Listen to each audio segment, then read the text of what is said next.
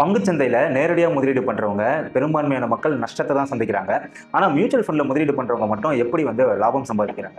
உண்மையிலேயே மியூச்சுவல் ஃபண்டில் முதலீடுகள் செய்வது மூலமா கோடிக்கணக்கில் பணம் சம்பாதிக்க முடியுமா?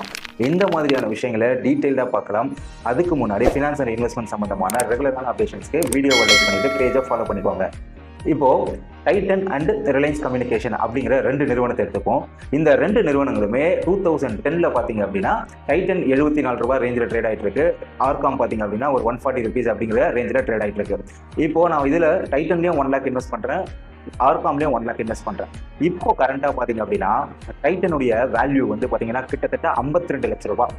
இதுவே ஆர்காமில் நான் போட்டிருந்த அந்த 1 lakh எவ்வளோ தெரியுமா? வெறும் ₹1400.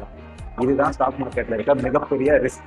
ஏன்னா ஒரு தவறான நிறுவனத்துல நீங்க முதலீடு பண்ணும்போது அந்த நிறுவனத்துல நீங்க முதலீடு பண்ண மொத்த பணமும் ஜீரோ ஆகிறதுக்கு நிறைய வாய்ப்புகள் இருக்கு. இதுவே மியூச்சுவல் ஃபண்ட் அப்படின்னு எடுத்துக்கிட்டோம்னா, ஏன் மியூச்சுவல் ஃபண்ட் எப்பவுமே ப்ராஃபிட்டபிள் அப்படின்னா, இப்போ HDFC large cap and mid cap fund ஒரு ஃபண்ட் எடுத்துக்கிறேன். இந்த ஃபண்டோடைய டாப் ஹோல்டிங்ஸ் நீங்க பாத்தீங்க அப்படின்னா எல்லா லார்ஜ் கேப் கம்பெனிஸும் இதில் இருக்கும். இதோடைய கரண்ட் NAV ₹348. இப்போ என்கிட்ட வெறும் ₹2000 இருந்தாலும் இந்த மியூச்சுவல் ஃபண்ட்ல நான் ஒரு 5 யூனிட் என்னால பர்ச்சேஸ் பண்ண முடியும். பட் இதுல இருக்கிற கம்பெனிஸ்ல நான் ஒரு ஷேர் நான் வாங்கினா கூட எனக்கு கிட்டத்தட்ட ₹29,000 பணம் தேவைப்படும். யோசிச்சு பாருங்க. சின்ன கேபிட்டல்ல என்னால் டைவர்சிஃபைடான இன்வெஸ்ட்மெண்ட்டை பண்ண முடியும். பட் டைரக்ட் ஸ்டாக்ல நான் இன்வெஸ்ட்மெண்ட் பண்ணணும் அப்படின்னா எனக்கு பெரிய கேபிட்டல் தேவைப்படும். அது மட்டும் இல்ல, ஒருவேளை மார்க்கெட் இறங்குது அப்படின்னும் போது என்னால் ஈஸியா ஆவரேஜ் பண்ண முடியும் மியூச்சுவல் ஃபண்ட்ஸ்ல. பட் இதுவே நான் ஸ்டாக்ஸ்ல ஆவரேஜ் பண்ணணும் அப்படின்னா அப்பவும் எனக்கு நிறைய பணம் தேவைப்படும். இதுதான் மியூச்சுவல் ஃபண்டுக்கும் டைரக்ட் ஸ்டாக்குக்கும் இருக்கிற அந்த டிஃபரெண்ட். அப்போ நான் மியூச்சுவல் ஃபண்ட்ல ரெகுலரா இன்வெஸ்ட்மெண்ட் பண்ண முடியும்.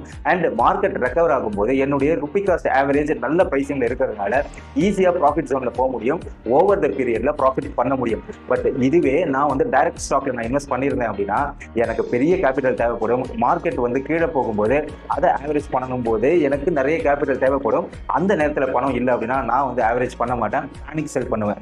இதனால தான் டைரக்டா ஸ்டாக்ல இன்வெஸ்ட் பண்றவங்க லாஸ் பண்றாங்க. மியூச்சுவல் ஃபண்ட்ல இன்வெஸ்ட்மெண்ட் பண்றவங்க அந்த அளவுக்கு லாஸ் பண்றது இல்லை. ஒரு சின்ன கம்பேரிசன் பண்ணலாம். இப்போ 2010ல ஒருத்தர் ₹1 lakh டைட்டன்ல இன்வெஸ்ட் பண்ணியிருந்தாருன்னு வச்சுக்கோங்களேன். அவருடைய கரண்ட் வேல்யூ பார்த்தீங்கன்னா ₹52 லட்சம். இதுவே அவர் ஏதாச்சும் ஒரு ஸ்மால் கேப் ஃபண்ட்ல இன்வெஸ்ட் பண்ணியிருந்தாரு அப்படின்னா அவருடைய கரண்ட் வேல்யூ ₹17 லட்சம் கிட்ட இருக்கும்.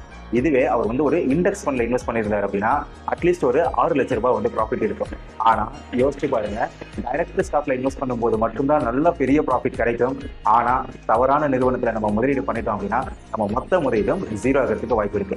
இதுவே மியூச்சுவல் ஃபண்ட்ல கோடிக்கணக்கில் ப்ராஃபிட் பண்ண முடியுமா அப்படின்னா எப்படி சாத்தியம்னா, நீங்க கோடிக்கணக்கில் ப்ராஃபிட் பண்ணணும் அப்படின்னா குறைந்தபட்சம் லட்சக்கணக்கில் இன்வெஸ்ட்மெண்ட் பண்ணணும். லட்சக்கணக்கில் ப்ராஃபிட் பண்ணணும் அப்படின்னா